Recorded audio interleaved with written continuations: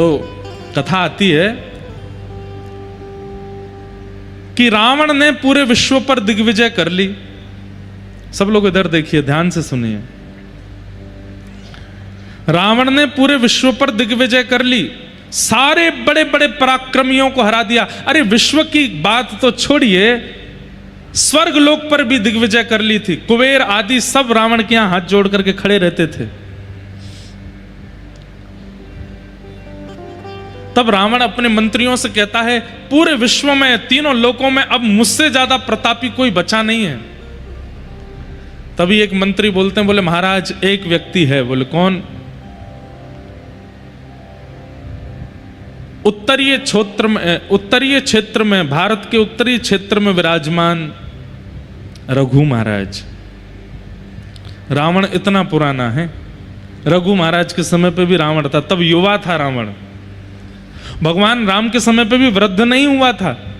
हमारे नाना जी कभी कभी राम कथा सुनाते, हमको तो बताते थे रावण कोई वयोवृद्ध नहीं था, राम जी से आयु में बड़ा दिखता था, ऐसा नहीं। उसको देख करके ऐसा लगता था कि उसके पुत्र उसके पुत्र अक्षय कुमार आदि भी उसके सामने बड़े लगते थे। रावण इतना युवा लगता था, कोई आलस्य नहीं, कोई झुर्रियां नहीं, कोई बाल सफेद नहीं उसके, वैसा ही पराक्रमी था। लेकिन रघु महाराज के समय उसका पराक्रम और भी ज्यादा तीव्र था, क्योंकि वो उसका प्रारंभिक समय था। तो किसी मंत्री ने कहा कि महाराज अभी उत्तर भारत में रघु महाराज हैं, सरजू जी के तट पर विराजमान हैं, अगर उनको आपने हरा दिया तो आपकी जय जय हो जाएगी सब जगह। तो रावण का एक काम था, वो किसी भी पराक्रमी व्यक्ति के पराक्रम के सोर्स को देखता था कि कोई भी व्यक्ति बलवान किस कारण से है। तो रघु महाराज के पराक्रम का कारण था उनकी पतिव्रता पत्नी। रघु महाराज की पत्नी ऐसी पतिव्रता नारी थी कि रघु महाराज के अलावा किसी भी पुरुष को उन्होंने दर्शन किया, या तो भाई रूप में देखा, या पुत्र रूप में देखा, या पति रूप या पिता रूप में देखा। पति रूप में तो केवल वो रघु का ही दर्शन करते थे। और भी कई जो पातिव्रता नारी के नियम होते हैं, सबका पालन वो करती थी। तो रावण ने मन में विचार किया कि अब मुझे उत्तर भारत जाना चाहिए और रघु महाराज को हराने का प्रयास करना चाहिए। तो रावण उत्तर भारत गया और सरजू जी के तट पर बैठे हुए रघु महाराज के चरणों में जाकर के रावण ने पहले प्रणाम किया और प्रणाम करके कहा, महाराज मैं आपका शिष्य बनना चाहता हूं, आप कृपा करके मुझे पराक्रम बल का अनुभव कराइए।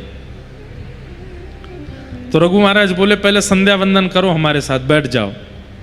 तो संध्या करने लगे, गायत्री संध्या सरजू जी के तट पर। रावण भी ब्राह्मण तो था ही, संध्या वंदन जानता ही था, बैठ करके संध्या कर रहे थे।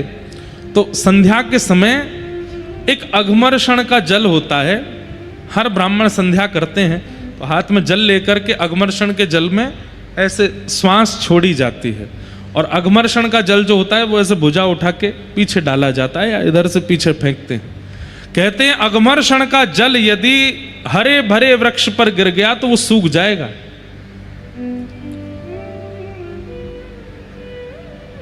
रघु महाराज जब अघमर्षण का जल हाथ में लेकर के बैठे थे, तभी उनके चिंतन में आया कि दक्षिण भारत में कोई एक गरीब ब्राह्मण है, उसके पास एक गैया है और उसके गाय के ऊपर एक शेर ने आक्रमण कर दिया है, और वो ब्राह्मण विचलित होकर के गुहार कर रहा है, प्रार्थना कर रहा है, मेरी गैया को बचा लो, मेरी गैया को बचा लो, मेरे भोजन का कारण केवल ये गाय है, इसकी रक्षा कर लो। लेकिन कोई भी रक्षा नहीं कर पा रहा था। तब उस ब्राह्मण ने दक्षिण भारत में बैठे बैठे मन में विचार किया कि अगर रघु महाराज यहाँ होते तो मेरी गाय की रक्षा करते। उसके विचार करते ही यहाँ पर संध्या काल के समय रघु महाराज के मन में वो दृश्य दिखने लगा, और जैसे दृश्य दिखा तो रघु महाराज बोले, अब दक्षिण कैसे जाऊं मैं उसकी गाय बचाने। तो उन्होंने तुरंत अघमर्षण का जल लिया और भुजा उठा करके जैसे ही पीछे डाला, उस सिंह का आवाहन करके अयोध्या में अघमर्षण जल फेंका गया, और दक्षिण में उस सिंह की मृत्यु हो गई और गाय की रक्षा हो गई। बगल में बैठा रावण क्या कर रहा था, वो इनके मन में प्रवेश करके मन में क्या चल रहा है वो सब देख रहा था। तो रावण ने इस दृश्य का दर्शन कर लिया। रावण ने तुरंत संध्या पूरी होते ही कहा, आपने यहां बैठे बैठे उसकी गाय की रक्षा कर ली, ये तो अद्भुत है, आप कैसे कर लेते हैं ये। रघु महाराज बोले, कुछ दिन रहो, सिखाएंगे तुमको भी। रावण सीखने लगा, शिष्यत्व ग्रहण कर लिया रघु महाराज का। कुछ दिन बाद रावण ने प्रार्थना की, बोले भगवान आप कृपा कीजिए, हमारी लंका नगरी दर्शन करने के लिए मेरी लंका में एक बार चरण पधरा दीजिए। रघु महाराज ने तुरंत एक सीख उठाई और सीख उठा करके सरजू जी के तट पर बैठे बैठे ही पूरा नक्शा बना दिया और कहा, ये तुम्हारी लंका है। बोले जी, ये उत्तर द्वार है, ये दक्षिण द्वार है, ये पूर्व द्वार है, ये पश्चिम द्वार है, यहां तुम्हारी पत्नी का कक्ष है, यहां तुम्हारा भाई कुंभकर्ण सोया है, यहां तुम्हारे भाई विभीषण रहते हैं, यहां तुम्हारे बच्चे रहते हैं, ये रहते हैं, वो रहते हैं। देखते ही बोले, आप गए लंका? बोले मैं कभी नहीं गया। बोले आपको कैसे पता? ये तक बता दिया कहां कौन सा वृक्ष है और उस वृक्ष में कैसे पुष्प लगे हैं, कैसे फल लगे हैं। अयोध्या में बैठे बैठे रघु महाराज ने पूरी लंका दिखा दी रावण को। इतने में ही रावण चरणों में जैसे गिरा तो थोड़ा रावण से बचने के लिए, थोड़ा पीछे हटने के लिए उनका जो हाथ था रघु महाराज का, वो लंका के बनाए हुए नक्शे के एक कोने में थोड़ा पड़ गया, तो वो लंका का वो नक्शा जो था एक कोने से मिट गया। तो रघु महाराज बोले, राम राम राम राम, ये तो अनर्थ हो गया। तो रावण बोला, क्या हो गया? बोले ये गलती से हमारा हाथ पड़ गया, इतना हिस्सा तुम्हारी लंका का समुद्र में डूब गया होगा। रावण बोला, आप क्या बात कर रहे? बोले जाके देख लो। रावण जब गया तो उतना हिस्सा टूट के समुद्र में डूब गया था। रावण ने कहा, भैया ये सामान्य नहीं है, मैं कितना भी इनके चरणों में रह लूं, ऐसी विद्या तो मैं प्राप्त कर ही नहीं पाऊंगा। अगर मैं ऐसी विद्या प्राप्त नहीं कर सकता तो ऐसे विद्या वाले को रहने भी नहीं दूंगा पृथ्वी पर।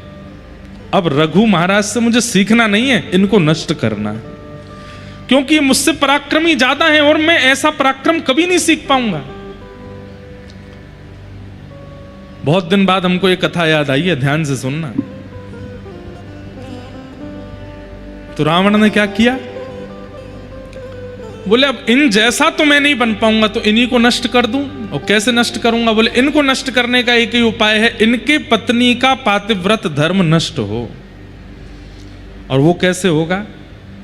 तो एक दिन रघु महाराज कहीं दूर देश गए हुए थे।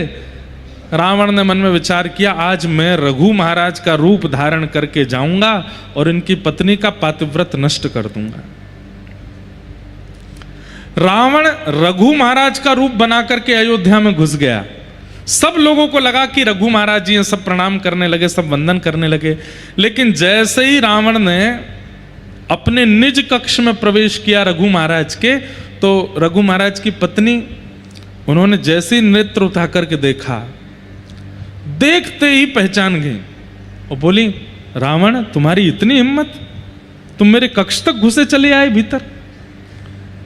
तो रावण बोला, मेरे रूप को कोई नहीं पहचान पाया, आप कैसे पहचान गए? तो बोले, रघु महाराज का एक नियम है। बोले क्या? वो जब अपने राजभवन में प्रवेश करते हैं तो उनके मस्तक पर अयोध्या के रज के कण दिखाई देते हैं।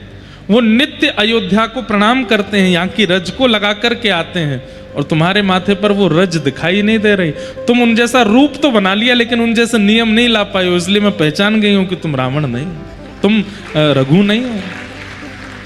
और भी कई नियम हैं। रघु महाराज जब कक्ष में आते हैं तो वो सीधा मुझसे बात नहीं करने लगते, उनका एक नियम है, उनका एक शिष्टाचार है, वो तो तुम सीख नहीं पाए। केवल रूप बनाने से कोई रघु महाराज थोड़ी हो जाएगा। तुरंत आज्ञा कर दी, बोले इसको बंदी बना लो। बंदी बना लिया। रघु महाराज आए तो पत्नी ने सारा सत्य वृत्तांत बताया। बोले आपका शिष्य बना घूमता है, आपका रूप बना करके मेरा पातिव्रत नष्ट करने आया था। तब रघु महाराज ने तुरंत एक बाण संधान किया और कहा, रावण आज तेरा वध मैं करूंगा। इतने में ही ब्रह्मा जी प्रकट हो गए, क्योंकि रावण ब्रह्मा जी की खूब उपासना कर चुका था, शंकर जी की उपासना, ये देवताओं की खूब उपासना उसने करी थी। ब्रह्मा जी प्रकट हो गए, प्रकट होकर के कहा, हे महाराज आप कृपा करो, इसका वध मत कीजिए। बोले क्यों नहीं करूं, आप क्यों इसका बचाव करने आए हैं, ऐसे राक्षसों को क्यों चाहते हैं कि आप जीवित रहें? तो ब्रह्मा जी ने कान में बताया, क्योंकि भगवान ने संकल्प लिया है कि वे आपके वंश में अवतार लेंगे और वे आपके वंश को सुशोभित करेंगे अवतार धारण करके, और अवतार धारण करके वे ही इस राक्षस का वध करेंगे। कृपा करके आप इसको मत मारिए। रघु महाराज बोले अब तो बाण चढ़ गया, अब तो हमने संकल्प ले लिया। पहले ऐसे नहीं होता था कि गोली भरी और जिसको मन था कर दिया। पहले ऐसा था कि जिस पर बाण चलाना है धर्म युद्धों में, वहां संकल्प आदि लेकर के, गोत्र आदि बोल करके तब बाण छोड़ते थे। बोले सामने वाले का गोत्र क्या है वो पता होना चाहिए, तभी बाण छोड़ा जाता था। तो बाण पर सब गोत्र आदि सब अंकित हो गए। तो बोले अभी रावण को ही मारेंगे और रावण के प्राण इसी बाण से जाएंगे, अब मैं इस बाण को वापस कैसे ले सकता हूं? तो ब्रह्मा जी बोले आप इस बाण को मुझे दे दीजिए, जब कालांतर में प्रभु श्री राम आपके वंश में आएंगे यही बाण उनको दे दिया जाएगा, इसी से वो इसको मारेंगे और इसी से उसका वध होगा। इसलिए कईयों ने प्रश्न किया, बोले राम जी ने 32 बाण मारे, 33 बाण मारे, 50 बाण मारे, रावण क्यों नहीं मरा? क्योंकि उसके प्राण जिस बाण में थे वो बाण अंत में आकर के मिला। फिर नाभि तो बहाना बना, और नाभि का भी एक प्रमाण है कि नाभि में मारना है तभी, पर वास्तविकता यह है कि इसके बीच की एक कथा और है। जब राम जी ने अनेक बाण मारे और रावण नहीं मरा, तब विभीषण जी ने बताया, पहली बात तो ये बताई कि नाभि में मारो, दूसरी बात बताई, बोले प्रभु इन बाणों से नहीं मरेगा ये, क्योंकि इसके प्राण तो पहले ही एक बाण पर आपके पूर्वज रघु महाराज ने लिख दिए थे, और वो बाण इस वक्त ब्रह्मा जी के पास है। तुरंत राम जी ने ब्रह्मा जी का आह्वान किया तो ब्रह्मा जी ने तुरंत बता दिया, बोले महाराज मेरे पास नहीं है। बोले जब मैंने रघु महाराज से बाण ले लिया था तो रावण ने देख लिया था, रावण को पता था कि मेरे प्राण इन्हीं बाणों में हैं, तो रावण ने खूब घनघोर तपस्या करके मुझे प्रसन्न करके वरदान मांगा। तो मैंने कहा वरदान मांगो, तो इसने वरदान में वही मांगा कि वो बाण मुझे दे दो जिसमें मेरे प्राण हैं। राम जी बोले तुमने दे दिया होगा। बोले प्रभु मैं भूल गया था कि वो बाण मांग सकता है। बोले फिर क्या हुआ? बोले वो बाण ले जाकर के इसने लंका में कहीं छुपाया है, अब वो नहीं पता कहां है। राम जी चिंता में बैठे, बोले रावण मर नहीं रहा है, इसका तो एक बाण में प्राण है। हनुमान जी महाराज आए, बोले भगवान कितना भी बड़ा राक्षस हो, कितना भी बड़ा धनवान व्यक्ति हो, कितना भी बड़ा बुद्धिमान व्यक्ति हो, वो अपनी गोपनीय से गोपनीय चीज किसी को नहीं बताता सिवाय अपनी पत्नी के। अपनी पत्नी को जरूर बताता, और विशेष रूप से तब जब पत्नी भोली हो, सीधी हो, पत्नी को जरूर बताया था, देखो इतना लाख रुपया यहाँ रखा है, इतना करोड़ उधर रखा है, कल को मुझे कुछ हो जाए तो तुम ले लगे बच्चों का पालन पोषण कर लेना। बोले महाराज ये बात किसने कही? हनुमान जी, इसीलिए तो वो बुद्धिमान हैं। हनुमान जी महाराज की बुद्धि की पराकाष्ठा हनुमान चालीसा में सब बोलते हैं। उनसे बुद्धि विवेक की कामना हम लोग करते हैं, उन जैसा बुद्धिमान कौन होगा? उन्होंने कहा, बोले प्रभु हो ना हो, रावण पूरी लंका में अपने प्राण जिसमें बसे होंगे वो कहीं और नहीं, अपनी पत्नी के पास ही कहीं रखा होगा, आप कृपा करें तो मैं जाके लेके आऊं। बोले जाओ। तो हनुमान जी ने एक बटुक ब्राह्मण का रूप बनाया, पहुंच गए मंदोदरी के पास। अब मंदोदरी तो रो रही थी और रो करके बस प्रार्थना कर रही थी, हे महादेव मेरे पति की रक्षा करो, मैंने सुना है इतने बाण राम जी ने चला दिए, अभी तक तो सब ठीक है, कृपा करके मेरे पति की रक्षा करो। इतने में ही हनुमान जी आ गए ब्राह्मण का रूप धारण करके। तो मंदोदरी के पास जैसे ही पहुंचे तो ब्राह्मण देख करके और चरण पकड़े, हे विप्र देवता आप मेरे पतिदेव को आशीष दीजिए ना, उनका बाल बांका ना हो, ये राम जी तो भगवान है, ये उनको मार ही देंगे, मेरा सुहाग चला जाएगा, कृपा कीजिए ना। देवी तुम क्यों रोती हो? अरे तुम भूल गई क्या? और हनुमान जी ऐसे बात कर रहे हैं जैसे इनको सब पता है। तुम भूल गई क्या? क्या? अरे एक बाण है जिसमें रावण के प्राण बसते हैं, और वो बाण यहीं लंका में ही उसने छुपा रखा, जब तक वो बाण नहीं मिलेगा तब तक राम जी इसको कैसे मार देंगे? अब ये तो हो गई थी हजारों साल पुरानी बात। मंदोदरी बोले अरे हाँ, वो बाण तो मेरे ही भवन में रखा है। हनुमान जी बोले पता तो चल गया है, एग्जैक्ट हाउस नंबर और पता चल जाए वो कैसे पता चलेगा?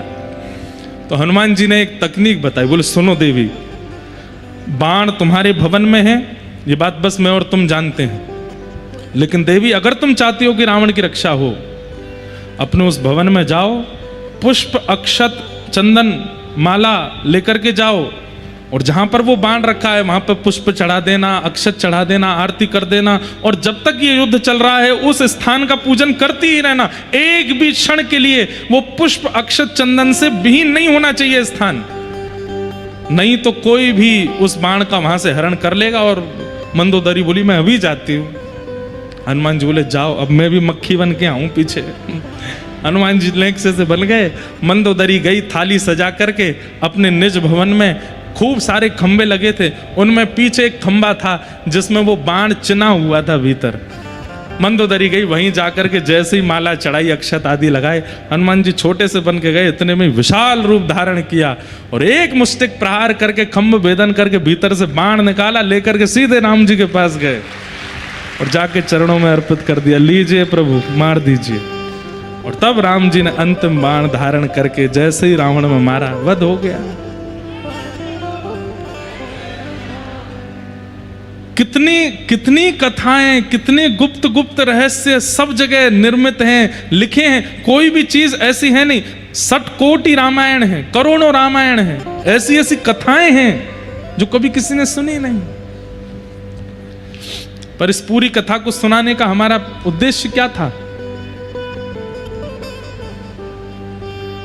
रावण का वध करने के लिए राम जी नहीं आए हैं, रघु महाराज के वंश पर कृपा करने के लिए आए हैं, सबरी पर कृपा करने के लिए आए हैं, जटायु पर कृपा करने के लिए आए हैं, हनुमान जी पर कृपा करने के लिए आए हैं, विभीषण पर कृपा। क्योंकि स्वयं भगवान कहते हैं दुष्टों का संहार वैकुंठ में बैठे बैठे मैं कर सकता हूं, लेकिन सबरी के बेर वैकुंठ में कैसे खाऊंगा? उसके लिए तो मुझे आना पड़ेगा ना।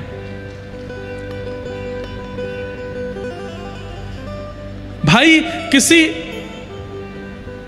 अप्रेमी व्यक्ति का त्याग तो आप घर में बैठे बैठे डिसीजन ले लोगे कि मैंने उसका त्याग किया, लेकिन किसी को स्वीकार करने के लिए तो उसके पास जाना पड़ेगा ना। आपके 100 मित्र हैं, 100 में से एक से आपका मन उखड़ गया तो उसको बोलने थोड़ी जाओगे कि भाई मैं तुझसे दोस्ती तोड़ रहा हूं। घर में बैठे अरे यार इसकी बातें बड़ी खराब हैं, इसकी आदत बड़ी खराब है, अब कल से मैं इससे नहीं मिलूंगा, हो गया अनफ्रेंड, तोड़ दिया यार संबंध। लेकिन किसी से मित्रता करनी होती है तो उसके पास जाना पड़ता है, उससे मिलना पड़ता है, उसके पास बैठना पड़ता है, उससे बातें करनी पड़ती हैं। राक्षसों को तो वध करना, वध तो ठाकुर जी कहीं से भी कर सकते हैं, लेकिन जिन भक्तों पर अनुग्रह करना उसके लिए तो उनको जाना पड़ेगा। इसलिए ठाकुर जी का अवतार राक्षस वध के लिए नहीं हुआ है, भक्तों पर कृपा करने के लिए। हमारे लिए आए हैं ठाकुर जी, राक्षसों के लिए थोड़ी आए हैं। तो पहला प्रश्न, भगवान के अवतार का श्रेय किसको जाता है? हमको जाता है। हमारे लिए आए ठाकुर जी, आपके लिए आए ठाकुर जी, वो राक्षसों के लिए थोड़ी आते हैं ठाकुर जी।